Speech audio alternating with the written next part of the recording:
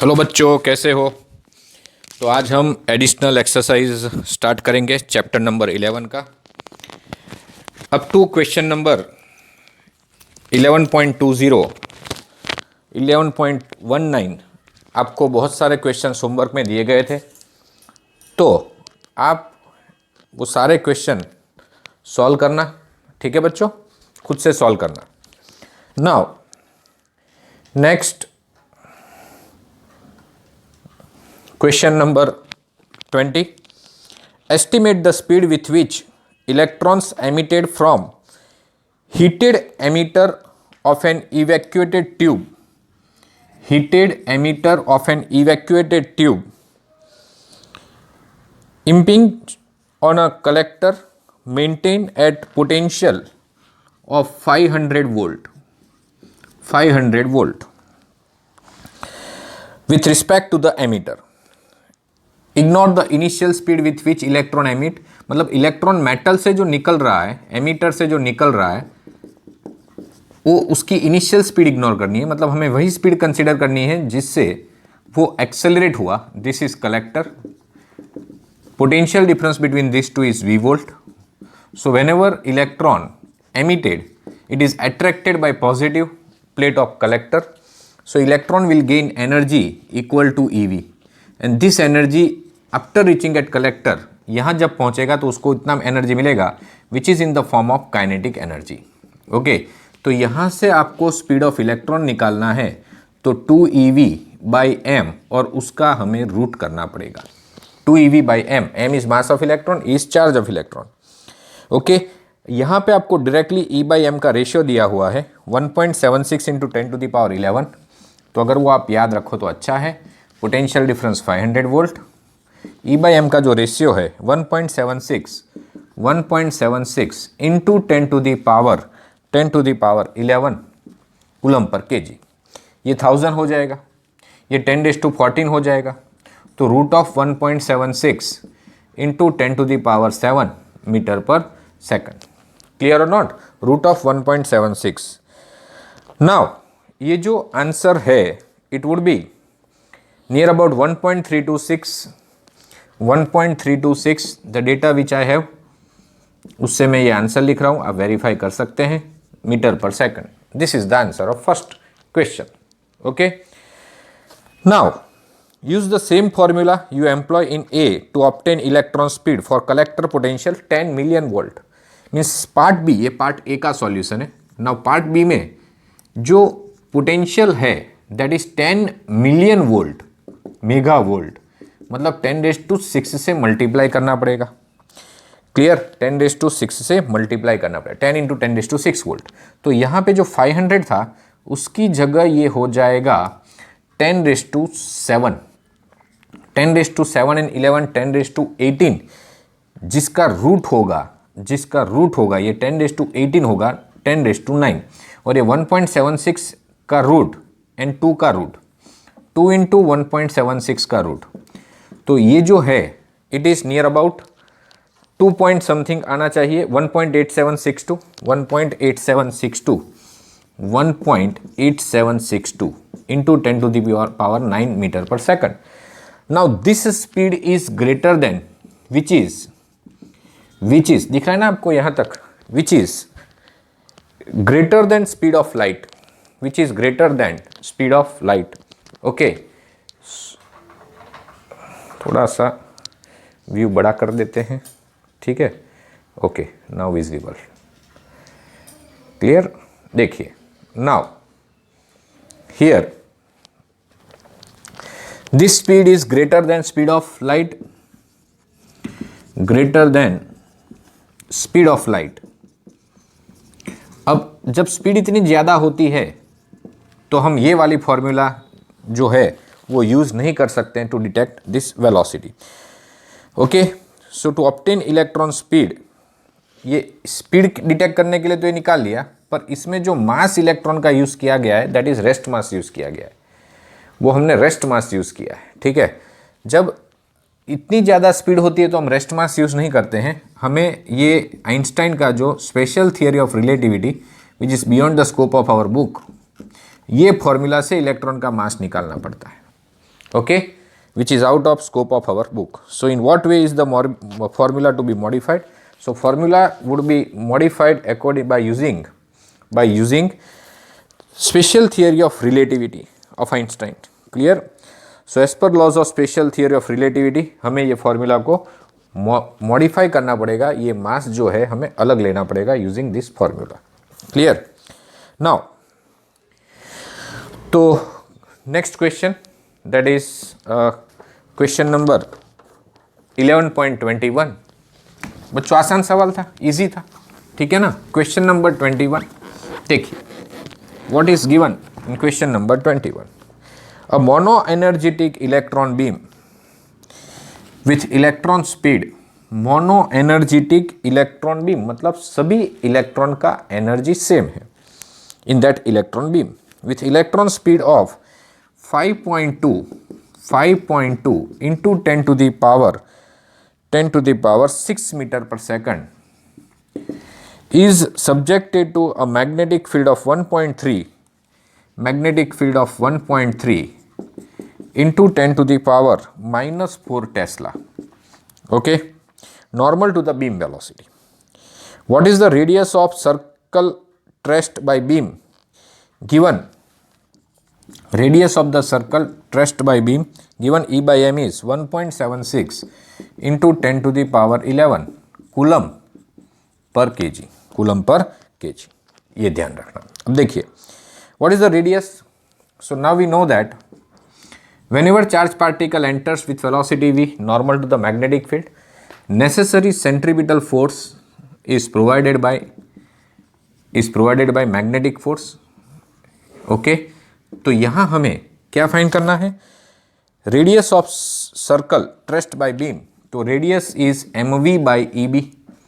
Clear? mv by eb. अब velocity आपको दिया गया है और e बाई b का रेशियो दिया गया है, e बाई m का रेशियो दिया गया है, सॉरी. तो वेलोसिटी जो है वो 5.2 इंटू 10 टू द पावर 6 है. E बाई m का ratio 1.76 into 10 to the power 11 है और magnetic field 1.3 into 10 to the power minus 4 tesla है. So if you try to calculate this radius, then this radius turns out to be 22.7 centimeter. It is 22.7 into 10 to the power minus 2 ऐसा answer आएगा metre में लिखने का, क्योंकि ये सारे data MKS में है, और ये हो जाएगा 22.7 सेंटीमीटर. दिख रहा है ना आप लोगों को? तो ये जो रेडियस है वो आपको मिल जाएगा 22.7 centimetre. This is the radius of the beam. Okay, now is the formula you employed in a valid for calculating radius of the path of 20 million electron volt electron beam. अब उसमें हमें electron का energy दिया हुआ है. Energy of electron it is given 20 million electron volt, मतलब 20 into 10 to the power 6 into 1.6 into 10 to the power minus 19 joule. Okay, ये energy है इलेक्ट्रॉन का.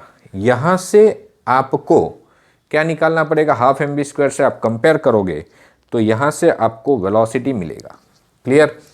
So now half mv² is 20 into 1.6 into 10 to the power minus 13. Mass of electron is 9.1 into 10 to the, or you can write directly E by m ratio.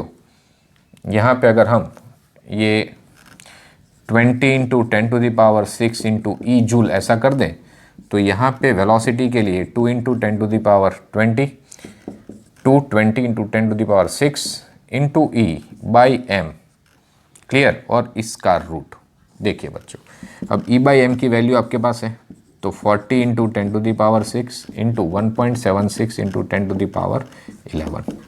Okay, तो 11 and 6 it is 17 and 1 18. So here 4 into 1.76 अभी हमने थोड़ी देर पहले किया था into 10 to the power 9. Clear और not? यही है ना 20 MeV इलेक्ट्रॉन. तो यहाँ से आपको जो वेलोसिटी मिलेगा इट इज़ 2.67. इसका जो रूट होगा वो 2.67 into 10 to the power 9 meter पर second, which is again greater than speed of light. So is the formula you employed in a valid for calculating radius? ये रेडियस के लिए हमने ये फॉर्मूला अप्लाई किया, क्या हम यही फॉर्मूला यहाँ अप्लाई कर सकते हैं? आंसर इज नो, क्योंकि ये वेलोसिटी है। Again it is greater than speed of light, so mass of electron will change, mass will change according to special theory of relativity. तो सेम फॉर्मूला हम apply नहीं कर सकते हैं। क्लियर? सेम फॉर्मूला हम अप्लाई नहीं कर सकते। क्लियर और नॉट? तो लिखा हुआ है नोट में, it is beyond the scope of this book. Clear और नॉट? चलिए नाउ, तो सेम फॉर्मूला में अप्लाई नहीं करेंगे, because for such a high speed you have to take another mass m equal to m0 upon root of 1 minus v²/c²। उस formula का use करके आपको मास निकालना पड़ेगा। क्लियर और not? And then you can apply. Okay, now question number 22 देखिए क्या लिखा है क्वेश्चन नंबर 22 में। देखिए इन क्वेश्चन नंबर 22 बच्चों ये सारे क्वेश्चन हैं, इजी है, थोड़े लंबे हैं, कैलकुलेशन ज़्यादा है, लेकिन ये सारे क्वेश्चन आप अच्छे से करना तो चैप्टर के कंसेप्ट क्लियर होंगे। ऐसा मत सोचना कि ये तो मेरे सिलेबस में नहीं है तो मैं क्यों करूँ। ठीक है ना?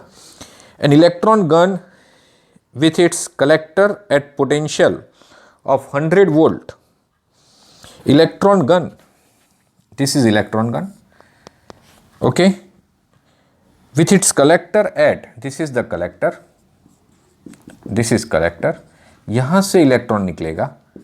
इन दोनों के बीच जो पोटेंशियल डिफरेंस है वो 100 वोल्ट है, मतलब ये इलेक्ट्रॉन को एनर्जी मिलेगा, because of this EV energy मिलेगा।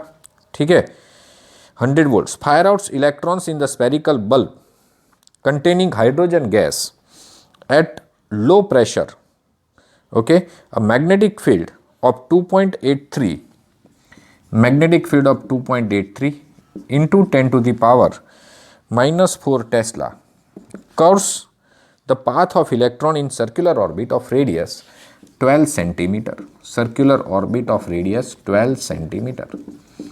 Okay,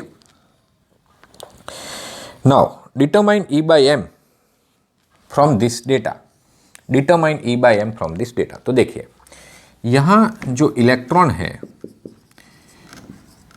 उसकी जो एनर्जी है वो EV, because it is accelerated bye potential V which will convert in its kinetic energy, therefore v² is 2EV/m। This is number 1। हमें E/m का ratio निकालना है। यहाँ से आप वेलोसिटी निकाल सकते हैं, V क्या रखोगे 100, क्लियर, पर E/m का रेशियो हमें फाइंड करना है। आई थिंक डिटरमाइन E/m, तो आप E और m तो रख नहीं सकते।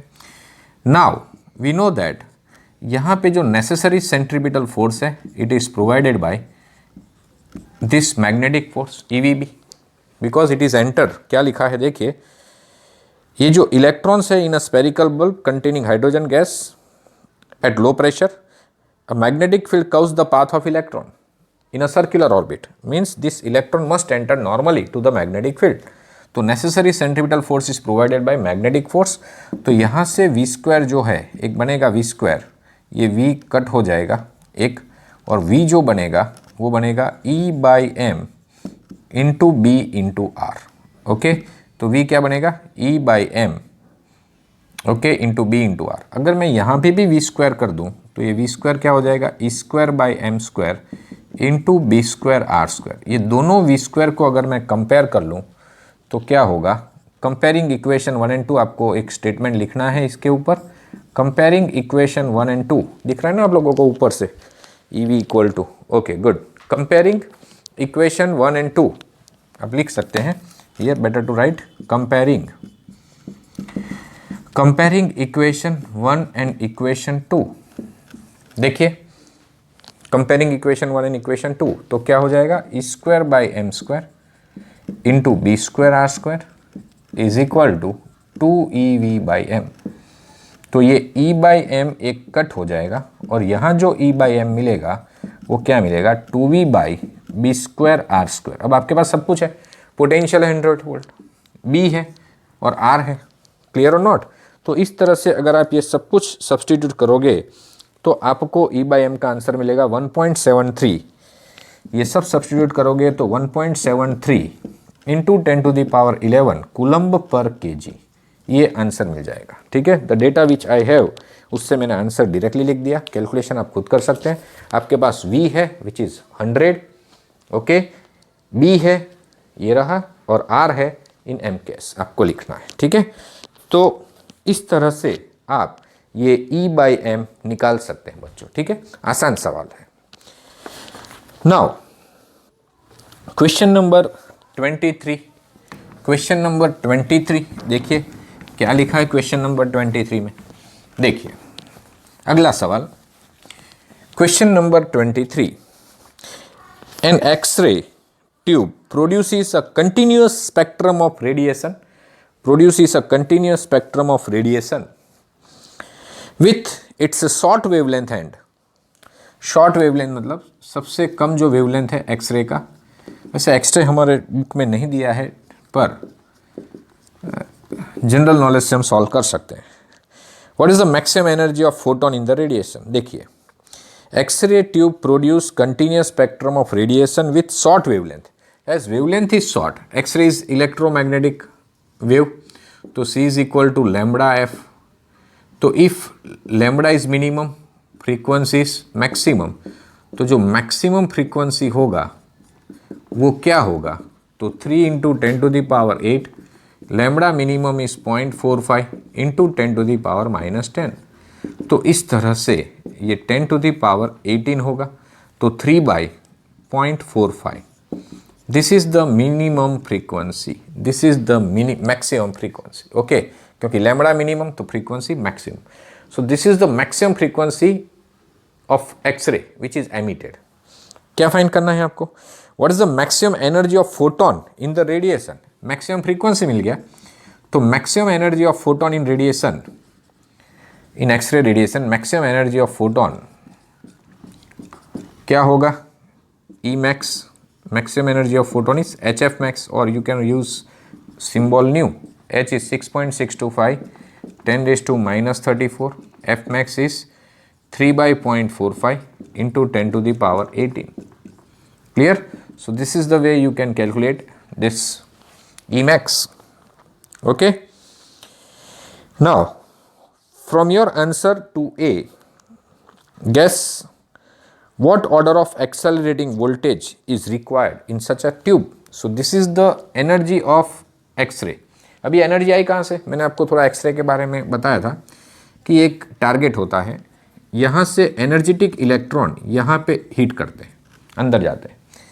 अब ये electron after multiplying with atoms loses continuous energy, और जो एनर्जी इलेक्ट्रॉन लूज करता है उतना ही रेडिएशन, उतना ही एनर्जी का रेडिएशन यहाँ से एमिट होता है, दैट इज एक्सरे रेडिएशन। अब electron if it is accelerated bye potential V, तो electron will gain energy EV। जब इससे एंटर होने से पहले उसको कितना एनर्जी होगा, उसके पास EV। अगर फर्स्ट स्ट्रोक में ही इलेक्ट्रॉन सारी एनर्जी लूज करता है तो मैक्सिमम फ्रीक्वेंसी वाला एक्सरे रेडिएशन निकलेगा। ये सारी एनर्जी अगर फर्स्ट कोलिजन, पहले एटम के साथ कोलिजन किया और 100% एनर्जी लूज कर दिया, तो उसी एनर्जी का एक्सरे एमिट होगा जिसकी एनर्जी कितनी होगी, EV जितनी, विच इज मैक्सिमम। अदरवाइज क्या करता है, इलेक्ट्रॉन धीरे धीरे एनर्जी लूज करता है। जैसे हम 10,000 लेके किसी मॉल में घूमने गए, तो ऐसा हो सकता है कि जैसे एंटर हुए ये सारे रुपीस एक ही पहली शॉप में खर्च कर दिए, यस और नो, तो सबसे महंगी चीज़ लेके आए। लेकिन कोई करता है 50 का यहाँ से खरीदा, 100 का वहाँ से खरीदा, 500 का वहाँ से खरीदा, मतलब धीरे धीरे एनर्जी लूज करेगा। तो उस एनर्जी के अकॉर्डिंग यहाँ एक्सरे रेडिएशन एमिट होगा। तो अब यहाँ पे क्या है आपके पास, देखिए आपको क्या फाइंड करना है, V फाइंड करना है, पोटेंशियल फाइंड करना है ना, और E मैक्स आपके पास है, ये E मैक्स है, HF मैक्स है, डिवाइड बाई E कर दो तो आपको ये पोटेंशियल मिल जाएगा, एक्सेलरेटिंग पोटेंशियल आपको मिल जाएगा। तो इसी तरह से ये जो एक्सेलरेटिंग पोटेंशियल है, if you try to calculate, ये वैल्यू अगर आप कैलकुलेट करोगे, सबसे पहले यहाँ पे ये जूल में आएगा, और जनरली इलेक्ट्रॉन, ये फोटोन का जो एनर्जी है वो इलेक्ट्रॉन वोल्ट में निकालते हैं, और ये आपको 27.6 इंटू 10⁻³ इलेक्ट्रॉन वोल्ट मिलेगा, मतलब 27.6 kilo electron volt. If I am not wrong, let me check my data, 27.6 kilo electron volt, yes this is the perfect. तो ये जो है it is 27.6 kilo electron volt, ये EV है। सुनना ध्यान से, अगर मैं E दोनों साइड से निकाल दूं, ये भी एक टेक्निक है, तो ये पोटेंशियल जो है वो 27.6 किलो वोल्ट, और यू कैन से जो एक्सेलरेटिंग पोटेंशियल है near about 30 kilo volt all and all, ऐसा होना चाहिए। ठीक है, मतलब इतने पोटेंशियल से इलेक्ट्रॉन एक्सेलरेट करेंगे तभी इतनी एनर्जी का एक्स रेडिएशन निकलेगा, इतनी फ्रीक्वेंसी का। ठीक है, और एवरेज देखने जाए तो 27.6 इज इक्विवेलेंट टू हम 30 लिख सकते हैं राउंड फिगर। तो this should be the accelerating potential required. तो this is question number, guess the what order of accelerating voltage is required. Order लिखा है इसलिए हम 30 किलो वोल्ट लिखेंगे। ठीक है, आंसर में देखिए बहुत आसान सवाल है। यहाँ से जो इलेक्ट्रॉन निकलेगा एक्सेलरेट होगा, वो इलेक्ट्रॉन टारगेट के अंदर घुसता है, एंटर होता है, और ये टारगेट में वो क्या करता है, एनर्जी लूज करता है। अगर फर्स्ट स्ट्राइक में ही सारी एनर्जी लूज कर दी तो जो एक्सरे का रेडिएशन जो एमिट होगा that is of maximum frequency. तो इस तरह से आपके पास ये HF मैक्स आपके पास था और हमने ये निकाल लिया। ठीक है ना, चलिए आगे। In an accelerator experiment on high energy collision of electron, in an accelerator experiment, question number 24, in an accelerator, देखिए क्या लिखा है, in an accelerator experiment on high energy collision of electrons with positrons, a certain event is interpreted as annihilation। ये आपको chapter 1 में पढ़ाया गया था। एनिहिलेशन में क्या होता है, इलेक्ट्रॉन पॉजिट्रॉन कंबाइन होते हैं, याद कीजिए, कंजर्वेशन ऑफ चार्ज में पढ़ाया था, एंड 2 गामा फोटोन एमिट होते हैं, याद है, 2 गामा फोटोन एमिट होते हैं। So certain event is interpreted as annihilation of an electron positron pair of total energy 10.2 billion electron volt into 2 gamma rays of equal energy. What is the wavelength associated with each gamma ray? मतलब यहाँ पे energy of each electron is कितना है, electron है positron है, electron positron दोनों को मिला के एनर्जी कितना है 10.2।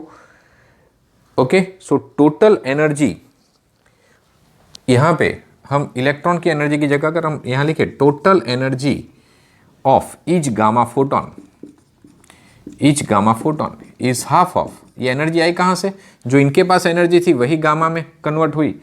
तो energy of each gamma photon is half of, you can write 10.2 billion electron volt which is 5.1 into 10 to the power, बोलो बिलियन मतलब 10⁹ इंटू इलेक्ट्रॉन, मल्टीप्लाई कर दे, इलेक्ट्रॉन वोल्ट से जूल में जाना हो तो ई से मल्टीप्लाई कर दो, तो 5.1 into 10 to the power 9 clear, into e joule 8.16 आएगा, ये 8.16 आएगा, into 10 to the power -19 and 9 तो -10 joule. So this is energy of each gamma photon. Okay, now यहाँ पे क्या फाइंड करना है, what is wavelength associated with each gamma ray. Now ये जो एनर्जी है it should be compared with h nu, और यू कैन से सी by lambda.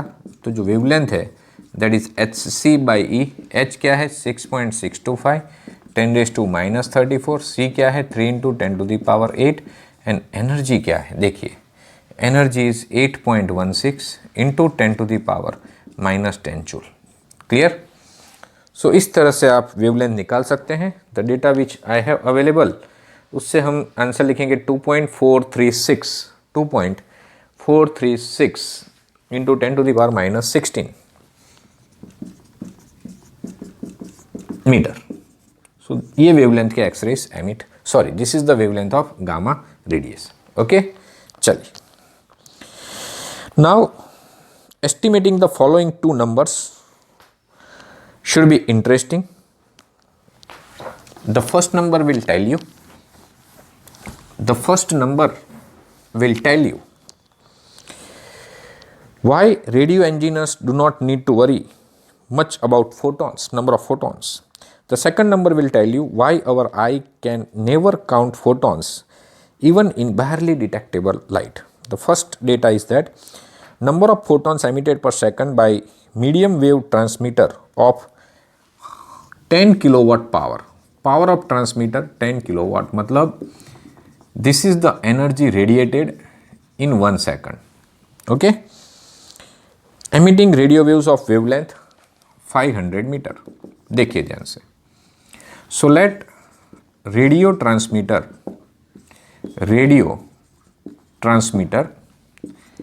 emits n photons in 1 second. अब एक फोटोन के पास एनर्जी कितनी होती है, एच न्यू. तो n फोटोन में के पास कितनी एनर्जी होगी, एन एच न्यू. और इतने फोटोन एक सेकंड में एमिट हुए, मतलब this is the energy emitted in 1 second. तो इसे हम कहेंगे पावर. यस और no, this is power. P equal to n h v. अब ये क्या होगा, 10⁴ हो गया. n फाइंड करना है, ठीक है. तो n इक्वल टू हम क्या लिख देंगे, if this are the photon emitted in 1 second, तो P जो है वो 10⁴ डिवाइड बाई 6.625 10⁻⁻34 एंड फ्रीक्वेंसी जो है क्लियर C बाई लैम्बडा 3 × 10⁸ 500. ये नंबर आप कैलकुलेट कीजिए कितना आता है. Calculate this number. तो if you try to calculate this number, it turns out to be 2.51 into 10 to the power 31. 10 to the power 31 ये नंबर आएगा. समझना बच्चों, as this number is too large, as this number of photon, as this number of photons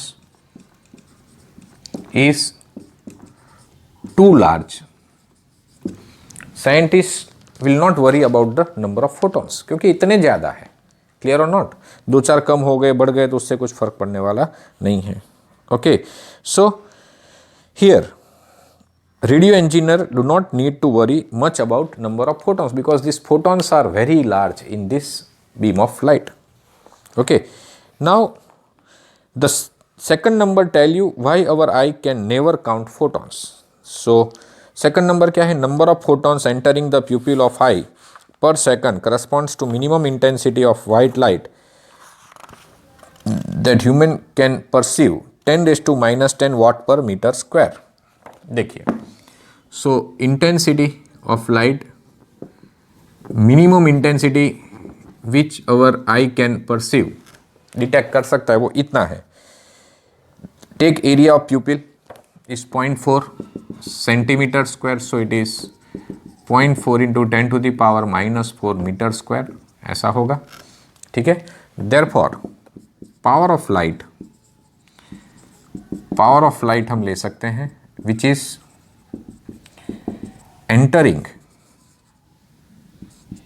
entering in human eye is equal to power is I into A. So I 10⁻⁻4 A 0.4 into 10⁻⁻8 watt. Okay, so this is the power. मतलब एक second में इतना light enter हो रहा है. Let it contains n photons. Let n photons incident on pupil of human eye in 1 second. Therefore you can write P equal to NHF or NH nu. तो n क्या होगा, P by H nu. जो new अगर नहीं दिया है तो C by lambda will be given. Okay, तो एवरेज फ्रीक्वेंसी ही उन्होंने दिया है तो हमें ये लिखने की ज़रूरत नहीं है. पावर कितना है, 0.4 इंटू 10⁻⁻8. एच है 6.625 10⁻⁻34. ये क्वेश्चन थोड़े बड़े बच्चों तो आपको थोड़ा ऐसा बोरिंग लगेगा, पर करना तो पड़ेगा. फ्रीक्वेंसी कितना है, एवरेज फ्रीक्वेंसी 6 इंटू 10⁻14. 6 इंटू 10⁻14 निकाल लो कितना आता है, देख लो. तो if you calculate this number, even such a weak light has photon number almost near about 10⁻4 per second. कुछ गड़बड़ की हमने, ये एरिया -4 तो ये -0.4 इंटू -8 हो जाएगा, ठीक है। h -34, frequency 6 × 10⁻14, I think it is -20 आएगा ये, ठीक है। -20 तो इतना बड़ा नंबर आएगा कि नहीं आएगा, ये कुछ गड़बड़ है कैलकुलेशन में, आप चेक कर लेना। तो number of photon 10⁻10, okay. Now new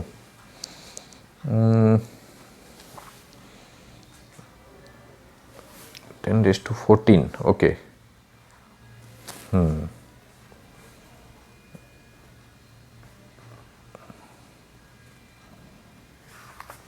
आप ये कैलकुलेट करना, आई थिंक ये आंसर ऐसा कुछ आना तो चाहिए। वैसे मुझे कुछ गड़बड़ लग रही है क्योंकि ये -20 है, ओके, और ये ऊपर जाएगा तो 12 हो जाएगा। तो जो मेरे हिसाब से आंसर है वो 0.4 × 10⁻12 डिवाइड बाई 6.625 × 6 आता है। कुछ गड़बड़ है क्या यहाँ पे? इंटेंसिटी 10⁻⁻4 वाट पर मीटर स्क्वायर, यही है 10⁻⁻4 इंटेंसिटी, ओके। इंटेंसिटी 10⁻10 है, नॉट -4 इस पर, ओके। इंटेंसिटी 10⁻10 है, यहाँ गड़बड़ कर दी हमने, -4 नहीं है। तो -10 एंड -4 -14 हो जाएगा। हाँ, गड़बड़ मतलब आंसर इतना वेरिएशन तो नहीं आना चाहिए। तो यहाँ हो जाएगा -14, ओके। अब ये -14 है तो यहाँ हो जाएगा 6। नाउ इट कैन बी 10⁻4 पर सेकंड। इतने फोटोन 1 सेकंड में एंटर होंगे। तो वीक लाइट, जिस लाइट को हम जस्ट डिटेक्ट कर सकते हैं, उसमें भी 1 सेकंड में इतने सारे फोटोन एंटर होंगे, 1 सेकंड में इतने सारे फोटोन। तो it is difficult to count for a human eye कितने फोटोन एंटर हुए, ठीक है ना।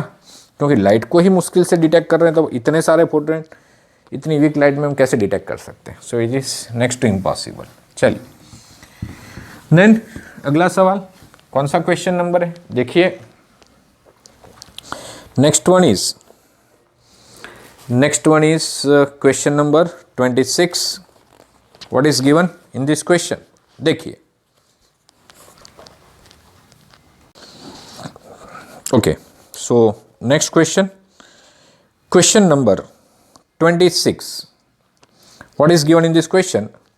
Ultraviolet light of wavelength 2271 angstrom from 100 watt mercury source irradiates a photocell made of molybdenum metal if the stopping potential उसकी value है 1.3 volt, okay. Estimate the work function of metal.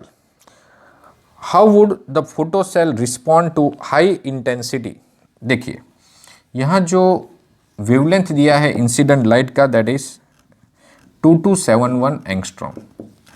So which is 2271 into 10⁻⁻10 metre, okay.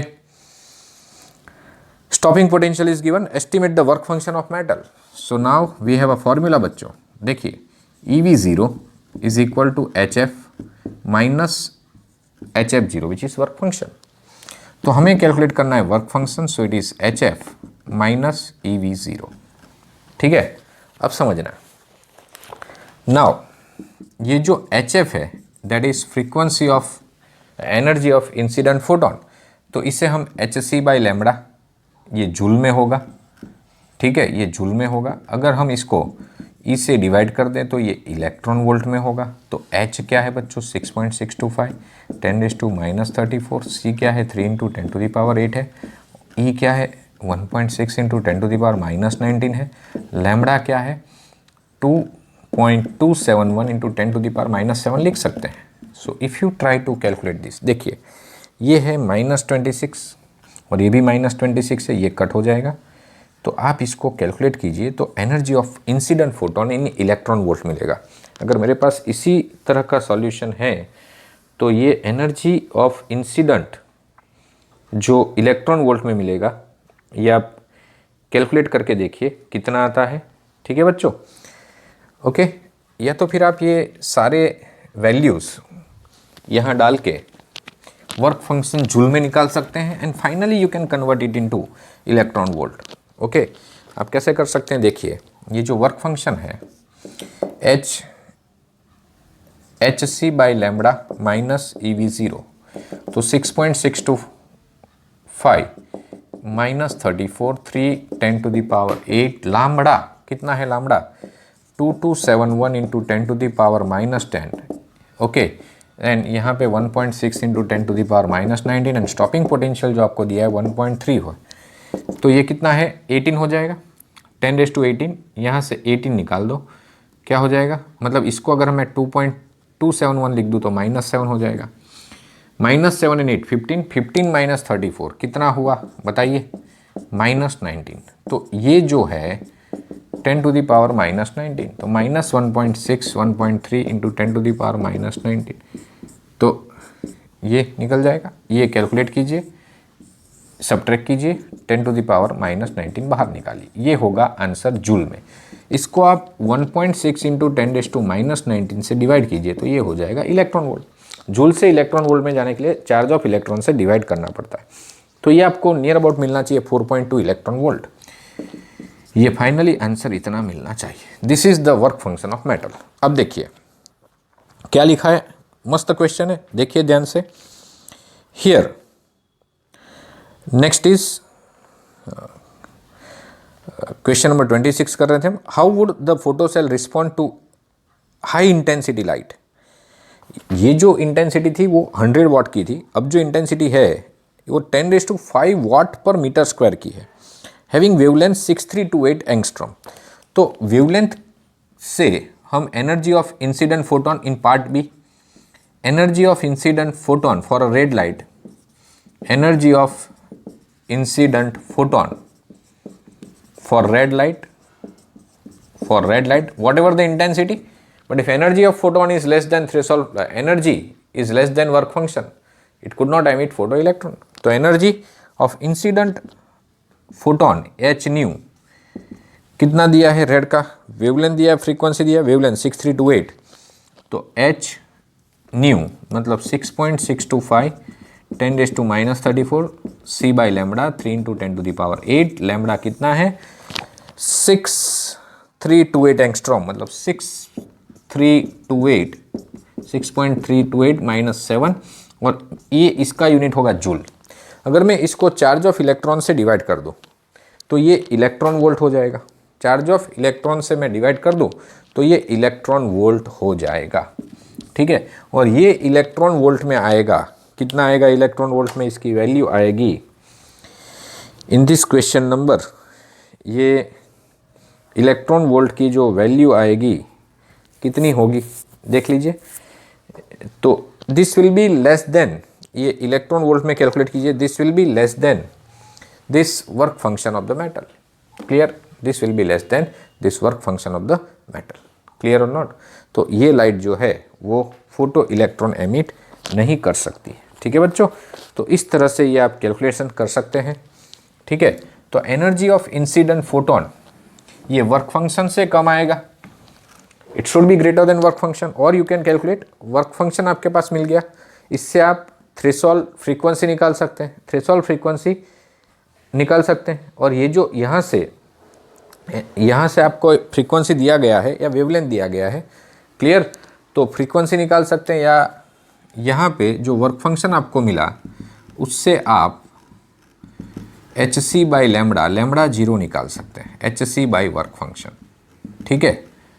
Wavelength के लिए condition क्या है, wavelength should be less than lambda 0, and frequency के लिए condition क्या है, it should be greater than, frequency should be greater than threshold frequency, wavelength should be less than threshold wavelength, okay. C equal to lambda f, f is inversely proportional to lambda, that's why. तो ये question solve करने के बहुत सारे रास्ते हैं। आप ये जो वर्क फंक्शन मिला, वर्क फंक्शन क्या होता है हमेशा आपको पता है, एच न्यू 0 होता है, क्लियर, यहाँ से न्यू 0 निकाल दीजिए, और आपको ये इंसिडेंट लाइट का वेवलेंथ दिया है तो यहाँ से फ्रीक्वेंसी निकाल लीजिए सी बाई लैम्बडा। अब ये फ्रीक्वेंसी जो है वो इससे कम आएगी, मतलब this light can not emit photo electron, clear. चलिए बच्चों, सो this is about question number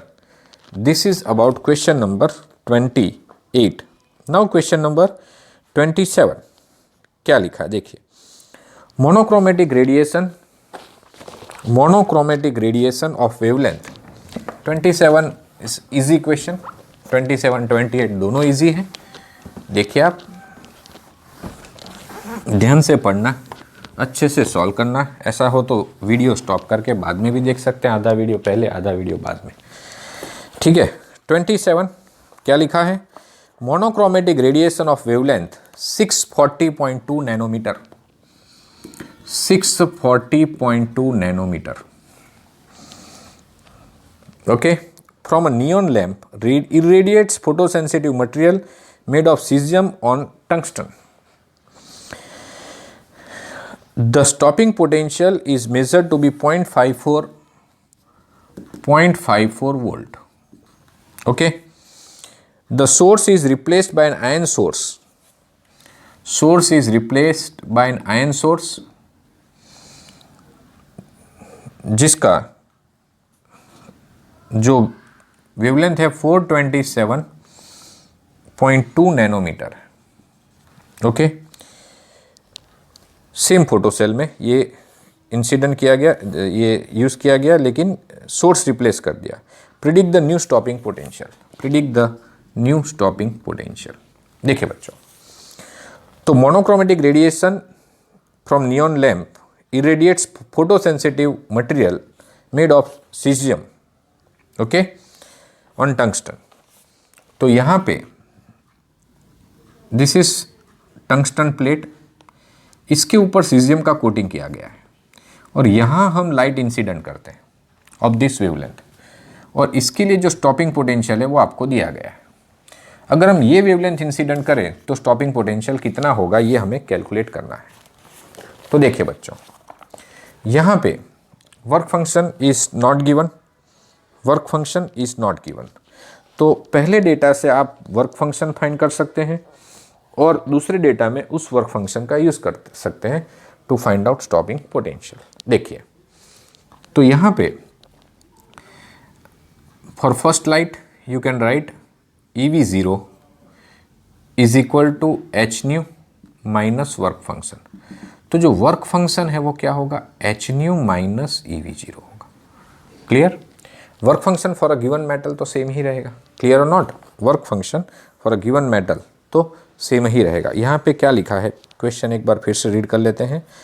monochromatic radiation of wavelength 640.2 nanometre from neon lamp irradiates a photosensitive material made of cesium on tungsten. Stopping potential is measured to be 0.54 volt. The source is replaced by ion source. मतलब जो incident light है वो उसकी wavelength change की गई। Clear?